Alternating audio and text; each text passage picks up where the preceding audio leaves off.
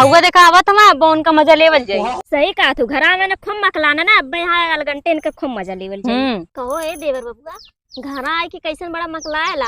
अरे भौजी वैसे बहुत काल है भौजी, इधर आवा क्या करे बुलावेला, आज बतावा ही। काहे इतना ताके रहे हो? अरे भौजी मजाक करीला। चला वही मजाक में ना है धान बटरवा दा। चला उठा उठा उठा।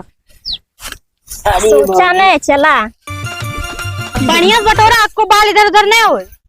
बटोरा कुल बटोर ना खेते भर के क्या करे बटोरा एक परी।